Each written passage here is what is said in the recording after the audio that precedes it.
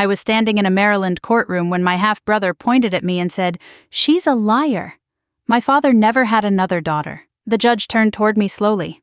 I still remember the sound of the ceiling fan above us, the scratch of reporters' pens, the smell of old paper and coffee that had been sitting too long on a hot plate.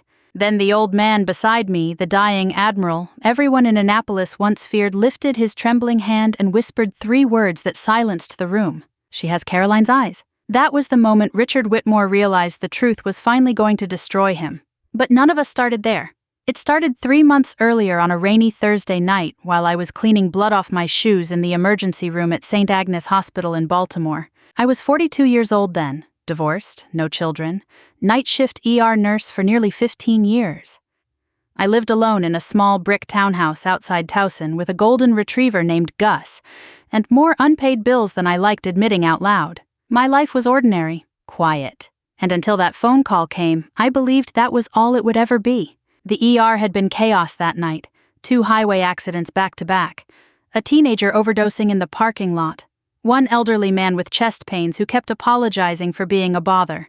Near midnight, I finally sat down in the break room with stale coffee and half a turkey sandwich. That was when my cell phone rang. Unknown number. I almost ignored it. "Emily Carter," I answered tiredly. A calm male voice said, "Ms. Carter, my name is Lieutenant Commander James Holloway. I'm calling from the Navy JAG Corps." I frowned immediately. "I think you have the wrong person." "No, ma'am, I don't." There was a pause. Then he said the sentence that changed my life. "Admiral Daniel Whitmore is dying. He wants to see you." I actually laughed. Not because it was funny, because it was absurd. "I think you're confused," I said. "My parents died when I was 6. The man on the phone grew quieter. "I understand why you believe that." Something cold moved through my chest. ER workers kept walking past the break room door behind me. Someone shouted for respiratory.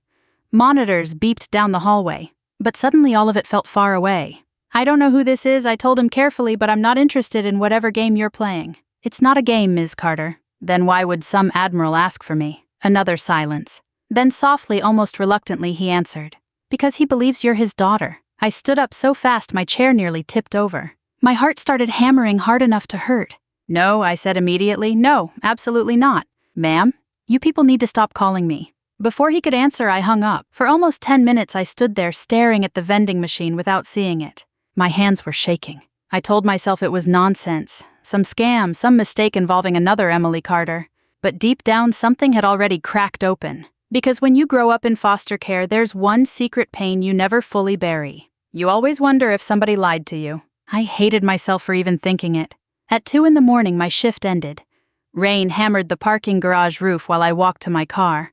I sat behind the wheel without starting the engine. Then I looked at my phone. 3 missed calls. Same number. God help me, I called back. Lieutenant Commander Holloway answered immediately like he'd been waiting beside the phone. "I'm listening," I said. That was all. Nothing more. He spoke gently after that, careful, professional. Admiral Daniel Whitmore had retired years earlier after serving as commander of the Atlantic Fleet. Widower, 1 surviving son, serious heart failure, not expected to live much longer. And for the past 8 months, according to Holloway, the Admiral had been searching for me. How, I asked numbly. He reopened old family records. "What family?" "Yours." I gripped the steering wheel harder. "This doesn't make any sense." "I imagine it doesn't." "Why now?" His answer came quietly. "Because dying men tend to stop lying to themselves." I closed my eyes. Outside rain blurred the parking garage lights into long silver streaks. I should have gone home. Instead I asked, "Where is he?" The estate sat outside Annapolis on several acres overlooking the Chesapeake Bay. I drove there the next afternoon after almost no sleep. The closer I got, the angrier I became. I kept rehearsing what I would say. "You have the wrong person. Leave me alone. I don't want anything from you." The Whitmore mansion looked like something from another century. Massive white columns, brick pathways, American flags hanging near the entrance despite the rain. Money. Old money. The kind of wealth that decides judges and senators belong at dinner parties. A housekeeper opened the front door before I even knocked. "You must be Emily," she said softly. "Not Ms. Carter. Emily." That unsettled me more than anything so far. The house smelled like lemon polish, old books, and fading flowers. Family portraits lined the walls. Naval uniforms. Graduation photos. Generations of people who belonged somewhere. I didn't belong there. Lieutenant Commander Holloway met me near the staircase. He was probably late 50s, kind eyes, tired face. "Thank you for coming," he said. "I haven't agreed to anything." "I know." Upstairs, the hallway grew quieter. The bedroom door stood partially open. Machines beeped softly inside. And then I saw him. An old man lying weakly in a hospital bed beside tall windows overlooking gray water. His hair was nearly white, his face thin from illness. But the moment his eyes lifted toward mine, I stopped breathing. Because they were my eyes. Same shape, same color, same strange dark ring around the iris. The old man stared at me like he'd spent 40 years drowning and finally reached air. Tears filled his eyes instantly. "My God," he whispered. I couldn't move. Couldn't think. The room tilted sideways. Then he said the words that shattered my entire life. "You look just like your mother." I should have walked out. Maybe a smarter woman would have. Instead, I stepped closer to the bed like somebody moving through a dream. And on the nightstand beside him sat an old framed photograph. A younger version of the Admiral stood beside a smiling woman holding a little girl with dark eyes. My eyes. I didn't touch the photograph. I just stood there staring at it while every memory I trusted started falling apart inside my head. The little girl in the picture couldn't have been older than 5. Dark curls, red raincoat, missing front tooth. I still had that same crooked smile in childhood photos from foster care. Only now I realized those photos had started after that picture was taken, not before. The old man in the bed watched me carefully like he was afraid one wrong movement might make me disappear again. "Emily," he whispered. Hearing my name in his voice made something twist painfully in my chest. I stepped back immediately. "No," I said, "don't do that." His eyes closed briefly. "I know I don't deserve. You don't deserve anything from me." The words came out sharper than I intended, but I didn't take them back. Lieutenant Commander Holloway quietly left the room, closing the door behind him. Now it was just me and the dying stranger who apparently shared my face. Rain tapped softly against the windows overlooking the bay. "You need to explain this," I demanded. Daniel Whitmore looked older than any man I'd ever seen up close. Not physically, spiritually. Like life had been grinding him down for decades. "I tried to find you," he said weakly. I almost laughed again. That's funny because I spent 36 years believing I was abandoned. Pain crossed his face so deeply that for one terrible second I believed him. "I never abandoned you." "Then where were you?" His hand trembled against the blanket.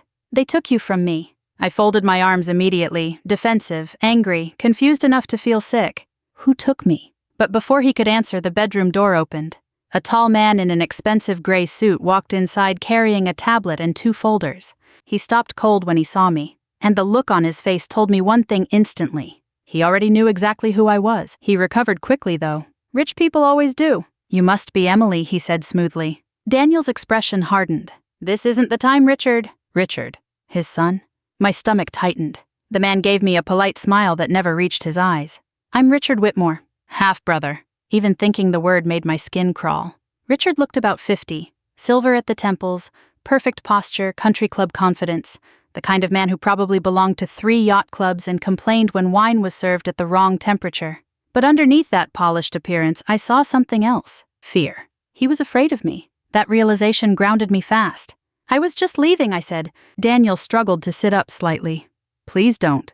Richard stepped closer to the bed. "Father, your cardiologist said you need rest." Daniel ignored him completely. Instead, he looked only at me. "They lied to both of us," he said quietly. I wanted to believe I didn't care. But every foster home flashed through my mind at once. Every birthday nobody came. Every Christmas I pretended not to hope.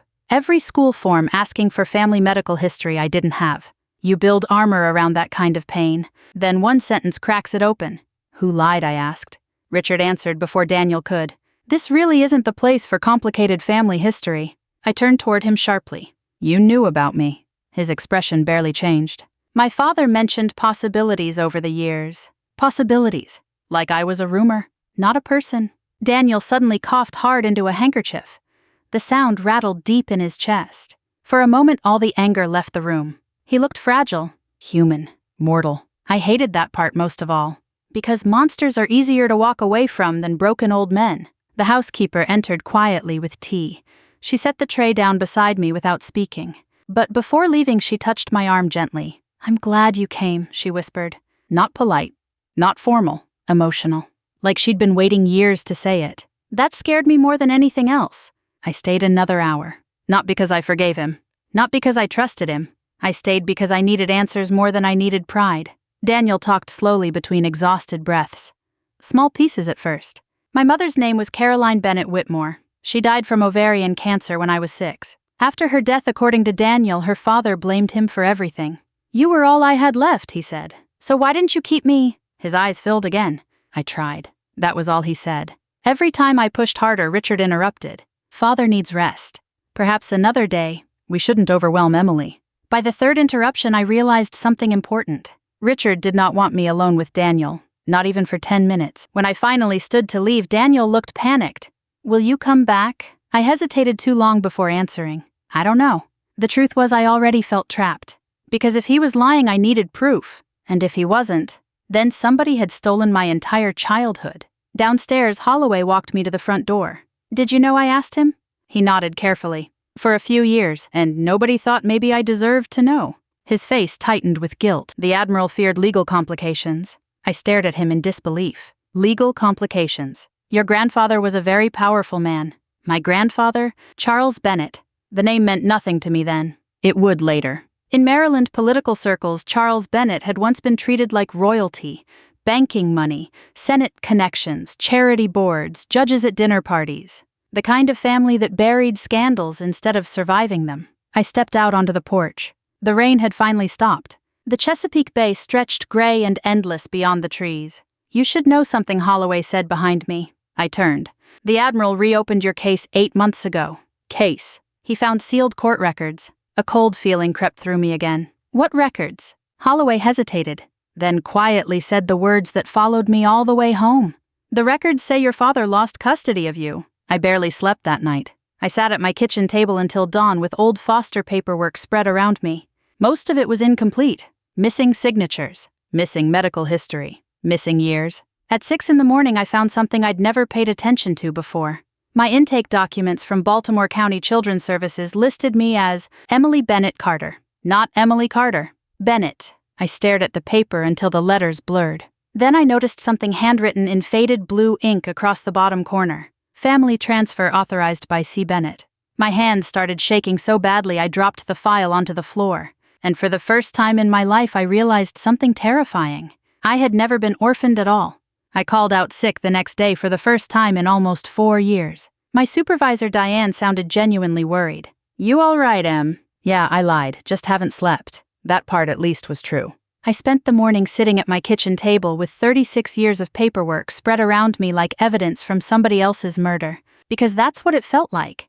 Like somebody had killed my old life overnight. The faded county forms, foster intake reports, school transfers, medical records with blank family history sections. Every page suddenly looked suspicious. And one name kept appearing over and over again.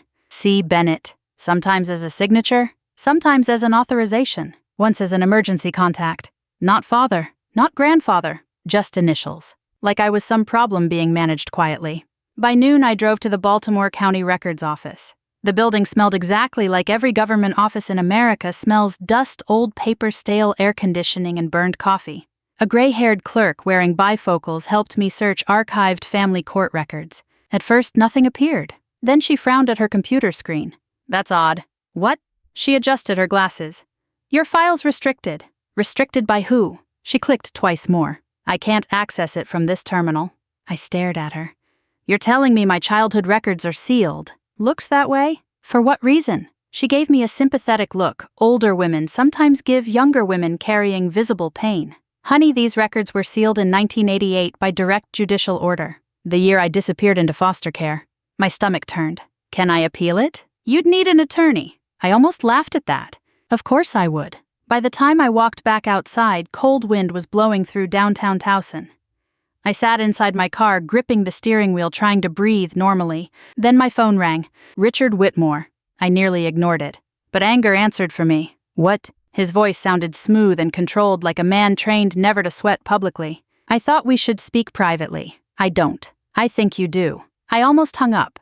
Then he said, "There are things about my father you don't understand." That stopped me, because all my life powerful people had decided what I did or didn't deserve to know. I was tired of it. We met at a waterfront restaurant near Annapolis that afternoon. The kind of place retired senators probably loved.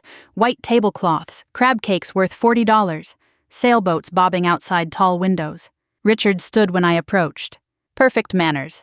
Perfect suit. Perfect smile. I already disliked him deeply. I appreciate you coming, he said. I almost didn't. We sat.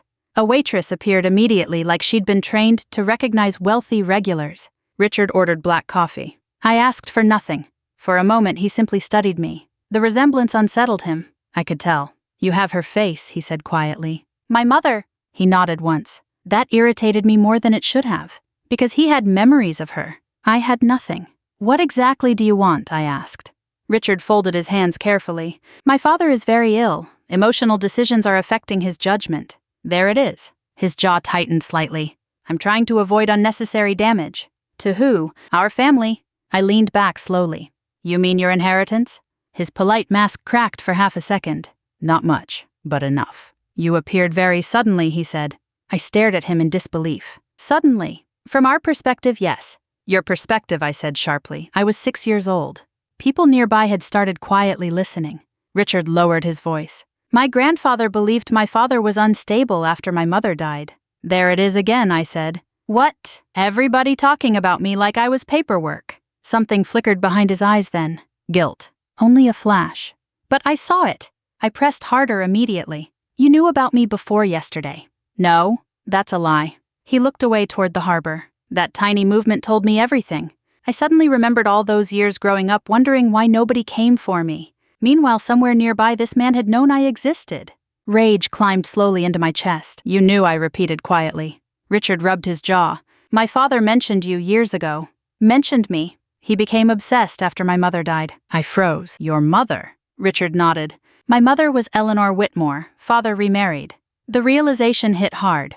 I wasn't just hidden from one family. There had been an entirely separate life happening without me. Vacations, birthdays, Christmas mornings, graduations, a whole family tree growing while I sat in foster homes pretending not to care when other children got adopted. You had him, I whispered. Richard looked uncomfortable for the first time. He wasn't easy to live with. I laughed bitterly. You know what's funny? That's still better than having nobody. Silence settled between us. Outside gulls drifted low over the gray water. Finally, Richard sighed. My grandfather believed he was protecting the family. By stealing a child, he thought father's military trauma made him dangerous. I stared at him. Did you believe that? Richard didn't answer immediately, and that silence told me no. He never believed it. Not really. So what happened? I asked quietly. Richard's shoulders sagged slightly like he was tired of carrying something heavy. There was a custody battle after Caroline died, he admitted. My grandfather had connections. Judges, attorneys, people owed him favors, and Daniel lost. Yes. Then what? Richard looked down at his coffee. You disappeared. Something about the way he said it bothered me. Not sadness. Avoidance. Careful wording. You make it sound accidental. His eyes met mine again. And for the first time I saw fear clearly. Not of scandal. Of truth. Before I could press further, his phone buzzed. He checked it immediately. Father's asking for you. I almost refused. Instead, 2 hours later I found myself back at the Whitmore mansion. This time Daniel was awake and sitting near the windows wrapped in a navy blanket. The late afternoon sun lit the Chesapeake behind him.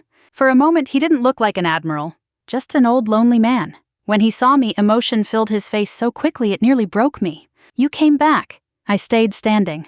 I found the court records. His eyes closed briefly. Then he whispered, I prayed you never would. Why? Because I knew what it would cost you. Anger exploded out of me before I could stop it. It already cost me everything. Daniel flinched hard.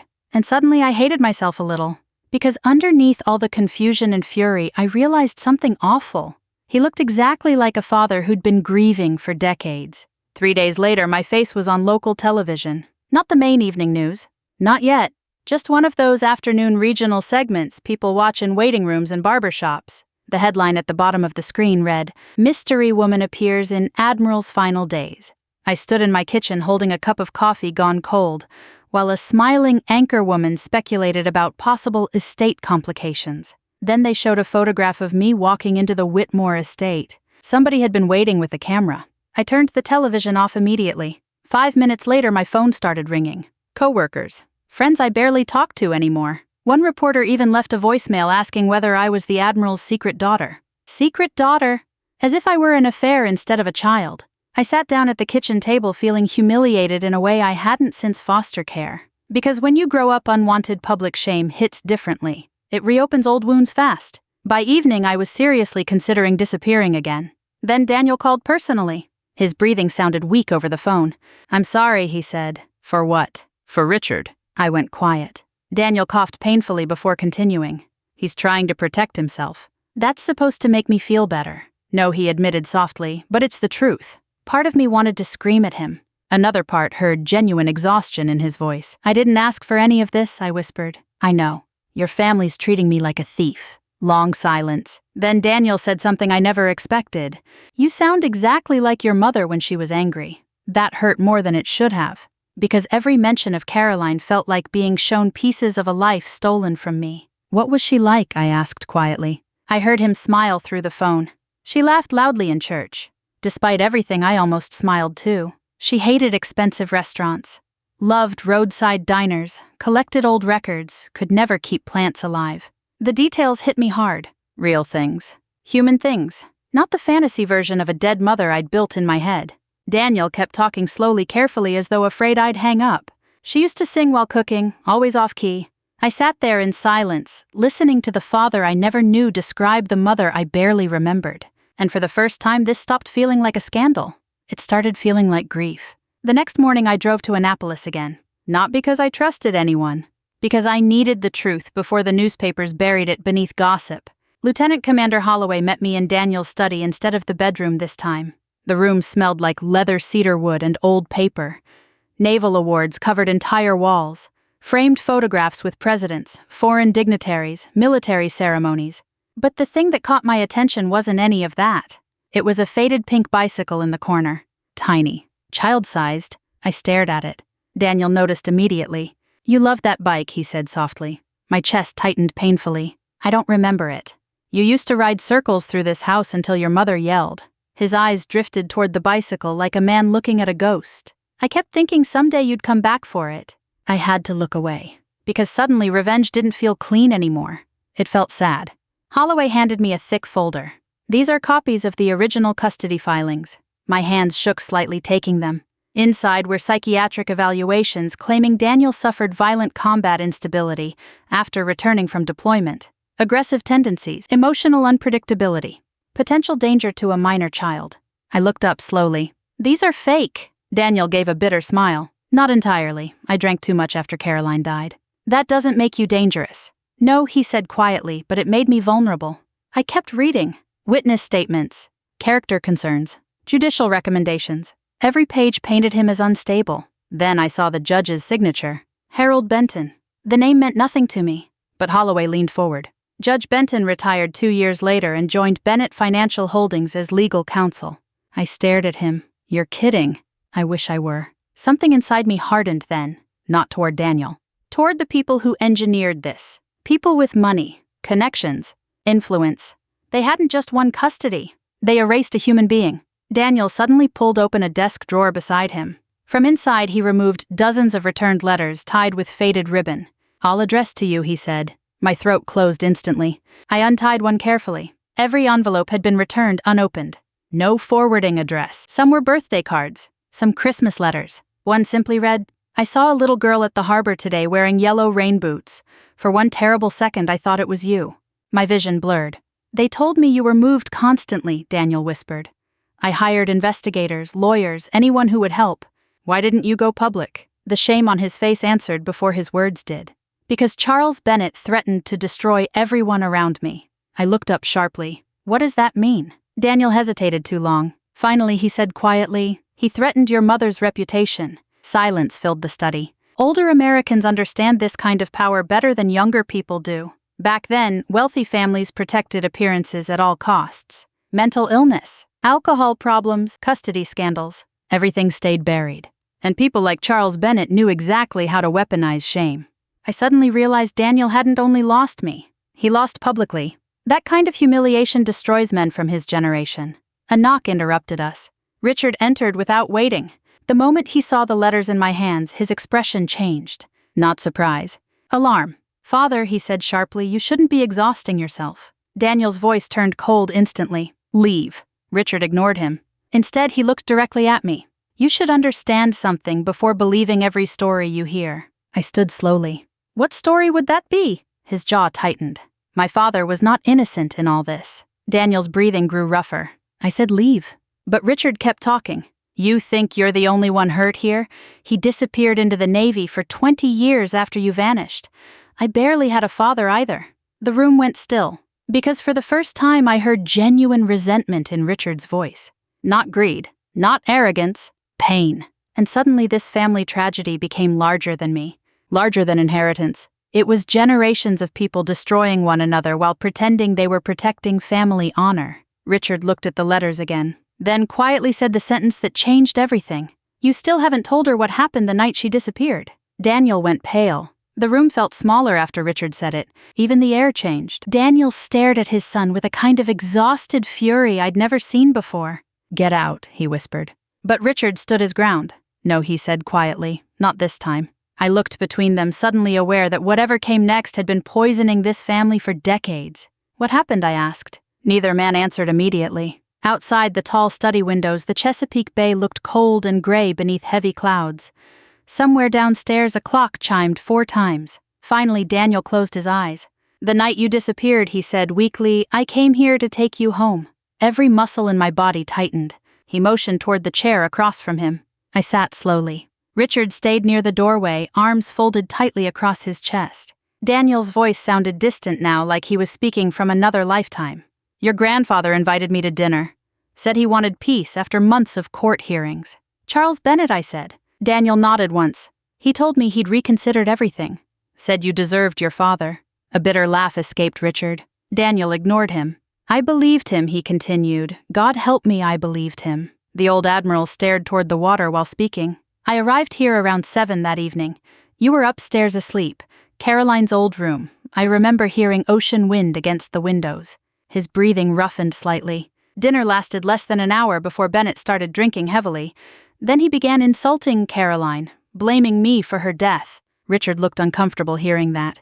Daniel continued anyway. He said I'd destroyed his daughter, destroyed the family name, destroyed you. What happened next, I whispered. Daniel's eyes darkened. I told him I was taking you home immediately. Silence stretched. Then, he refused. The study felt unbearably quiet. He claimed the judge was preparing emergency action to suspend my custody rights permanently. Said military command already questioned my mental fitness. I looked at Holloway, who stood quietly near the bookshelf listening. His expression confirmed everything. Daniel rubbed shaking hands together slowly. I went upstairs to get you anyway. His voice cracked slightly there. When I entered the bedroom, you were gone. A chill ran down my spine. What do you mean, gone? Daniel swallowed hard. The bed was empty. Nobody moved. Nobody breathed. I searched the house, he whispered. Every room, every hallway. His eyes filled again. Then Bennett's security men physically removed me from the property. I stared at him in disbelief. You called the police? Yes. What happened? A terrible smile crossed his face. The police chief played golf with Charles Bennett. That sentence told me more about old American money than any history book ever could. Richard finally spoke quietly. My grandfather claimed you'd suffered a breakdown. Daniel nodded bitterly. He told everyone I'd become violent, and people believed him. Some did, Daniel admitted. Some pretended to. The room went silent again. I tried imagining myself at 6 years old. Scared. Confused.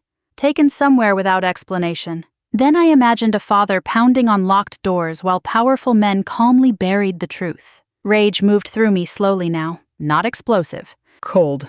Dangerous. What actually happened to me, I asked. Nobody answered immediately. Then Holloway stepped forward carrying another folder. We recently uncovered transportation records, he said carefully. My stomach dropped. Transportation. Your grandfather transferred legal guardianship temporarily through a private family agency. I stared at him. You mean they shipped me away? No one corrected me. Holloway handed me copies of old records. Baltimore, Richmond, Charlotte, Knoxville. 4 foster placements in 2 years. Like cargo. I suddenly remembered strange pieces of childhood I'd buried for years. Different bedrooms, different churches, different women brushing my hair. A social worker once telling me you'll stop crying eventually. I had stopped. That was the worst part. Children adapt to abandonment because they have to. I looked at Daniel. You knew where I was. Sometimes he admitted painfully. But every time my attorneys pushed custody, Bennett intervened. How? He had judges delaying hearings, records sealed, investigators blocked. Richard rubbed both hands over his face heavily. My grandfather was obsessed with reputation, he muttered.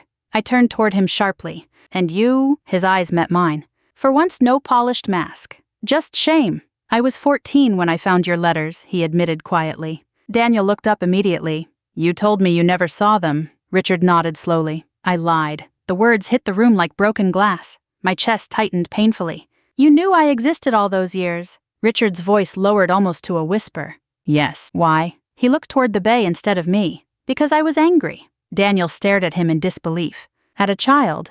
No, Richard snapped suddenly. At you. The emotion in his voice startled all of us. You disappeared after Caroline died, he said to Daniel.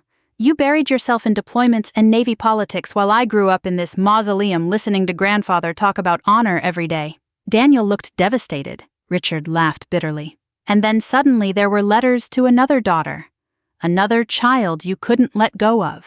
I realized then that Richard had spent decades competing with the ghost of a missing little girl. Not for money. For love. That didn't excuse what he'd done. But it made him human. I told myself keeping the letters hidden protected the family, Richard said hoarsely. Truth is, I didn't want to lose what little father I had left. Silence filled the room. Daniel looked older by the second. You stole 30 years from her, he whispered. Richard's eyes finally met mine. And from him he admitted. For the first time since meeting him I saw genuine remorse, not enough to erase anything, but real. A soft knock interrupted us. The housekeeper entered carrying tea. When she saw our faces, she immediately understood something terrible had surfaced. She quietly set the tray down. Then she looked at me gently. I used to sneak your father updates whenever I could, she said softly. I blinked. What? She nodded sadly. Your grandfather fired anyone who mentioned your name. But some of us remembered. How long have you worked here? 41 years? Long enough to watch an entire family destroy itself. I suddenly felt exhausted beyond words. Not dramatic exhaustion, old exhaustion. The kind people carry after years of grief. I looked around the study filled with military awards and polished wood and expensive paintings. None of it mattered. All that money, all that influence, and these people still ended up lonely. Daniel suddenly pressed a trembling hand against his chest. Holloway moved instantly. Sir. The Admiral's breathing became shallow. Machines nearby began beeping faster. I stood frozen while Holloway called for medical staff downstairs. But through all the chaos, Daniel kept staring only at me. Terrified. Not of dying, of losing me again. And in that moment I realized something dangerous. I no longer wanted revenge against a dying old man. I wanted revenge against everyone who taught him love could be taken away by power. The courthouse in Annapolis smelled like rain-soaked wool coats and old wood polish.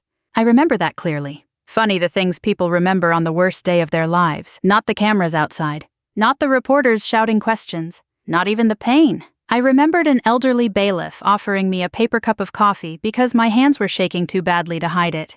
You all right, ma'am? He asked gently. I nodded even though I wasn't. That morning, every television station in Maryland seemed to know my name. Admiral's secret daughter files court action. Some outlets treated it like scandal. Others treated it like tragedy. A few treated it like entertainment. That part disgusted me most. Because once rich families implode publicly, America turns it into theater. But none of those reporters understood what this courtroom actually held. Not inheritance. Not money. 40 years of stolen life. I sat beside Holloway at the plaintiff's table while attorneys shuffled paperwork around us. Richard sat across the aisle with his legal team. For the first time since meeting him, he looked tired. Not polished. Not powerful. Just tired. And strangely older. The courtroom slowly filled with observers. Retired Navy officers, local reporters. Curious Annapolis socialites hungry for gossip. Then the side door opened. Everyone turned. Daniel Whitmore entered in a wheelchair pushed by a Navy medic. The entire room changed instantly. Even sick and frail, the man carried gravity. Old military men straightened unconsciously when he passed. Some nodded respectfully. Others looked away awkwardly as if witnessing a legend become mortal was too painful. Daniel looked directly at me first. Only me. And despite everything, something inside me steadied. The hearing began quietly. No dramatic television speeches. Real courtrooms rarely work that way. Mostly paperwork. Arguments over sealed records. Procedural motions. But underneath all that legal language sat something raw and human. Who gets to decide whether a parent deserves their child? Richard's attorney spoke first. A polished Washington lawyer with silver cufflinks and a voice built for expensive billing hours. Miss Carter's sudden appearance, he began carefully raises significant concerns regarding estate manipulation during a period of declining medical capacity. Manipulation. I almost laughed. Like I'd spent decades planning some elaborate inheritance scheme while working night shifts and clipping grocery coupons. Holloway leaned toward me slightly. "Stay calm," he whispered. Easy advice from someone whose childhood hadn't been auctioned off through family court.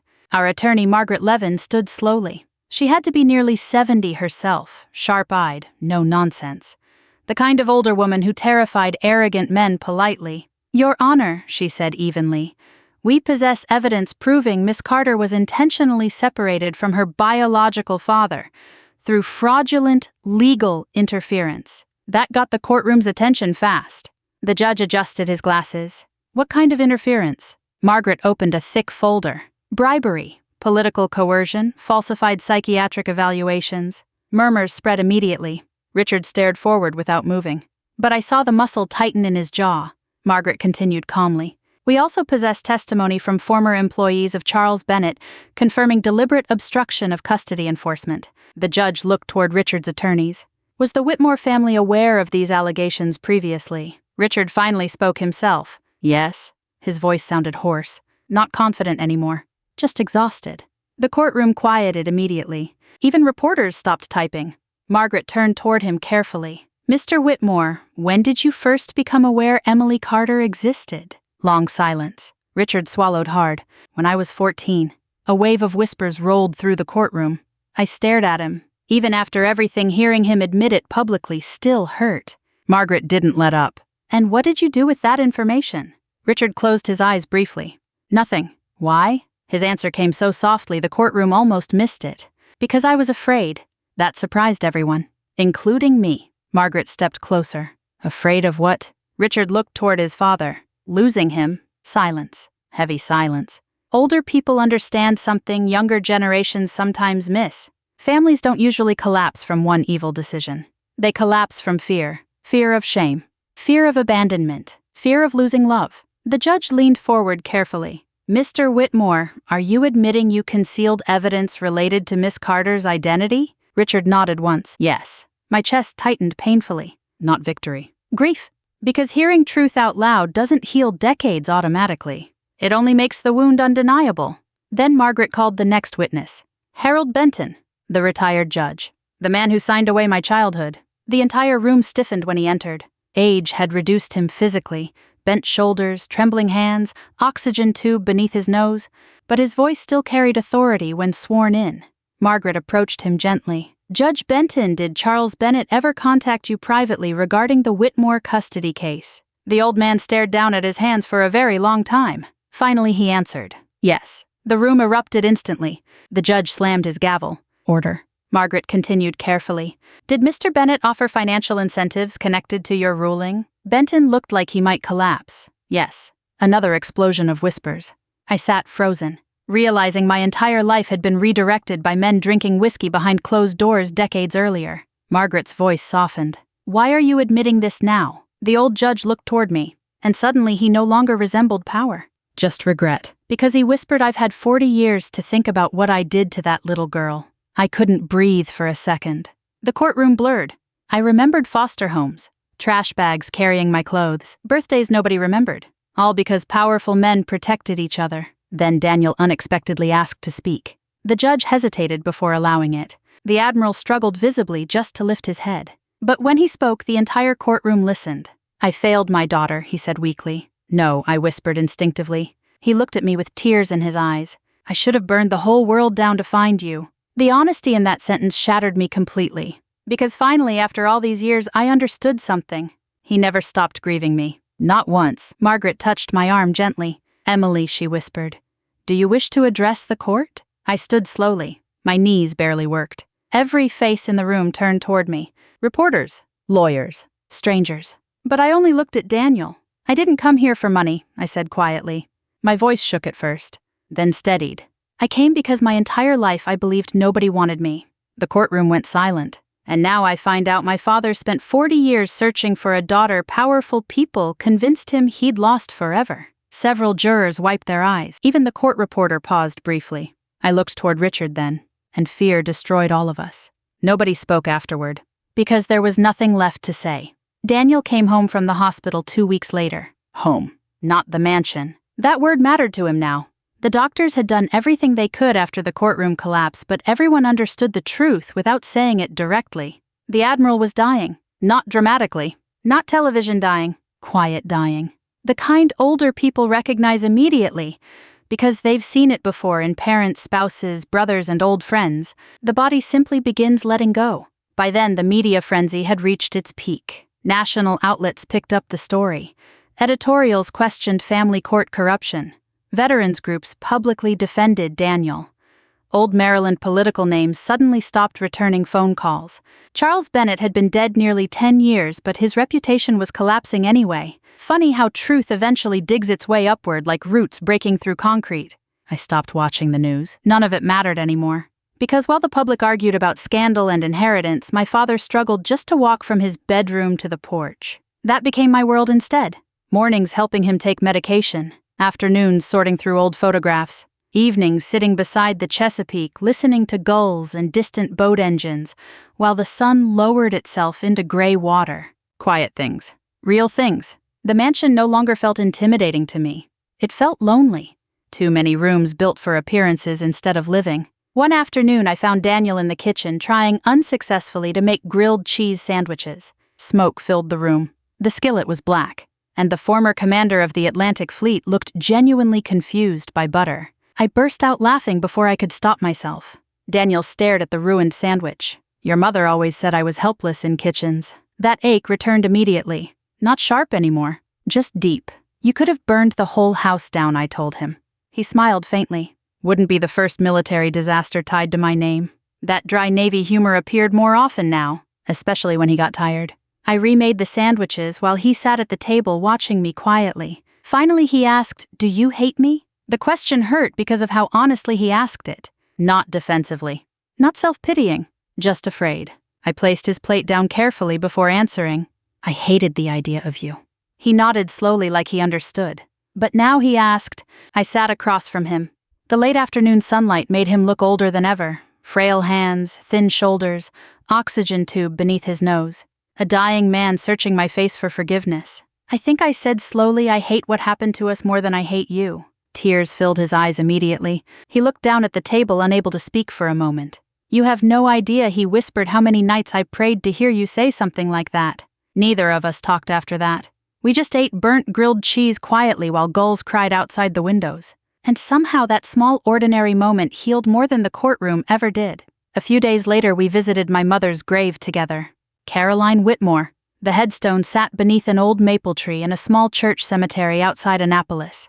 Daniel walked slowly with a cane while I carried flowers. Cold autumn wind moved through the branches overhead. She loved this place, he said softly. I knelt to brush leaves away from the stone. For a long time neither of us spoke. Then Daniel quietly admitted something that changed how I understood him forever. After you disappeared, he said, I stopped knowing how to be a father. I looked up slowly. I buried myself in the Navy because it was the only thing I still understood. His eyes stayed fixed on the grave. Ships followed orders. Missions made sense. War had rules. He swallowed hard. But losing you, his voice broke. That was chaos. Older men from his generation rarely talk about emotions directly, especially military men, which meant every word cost him something.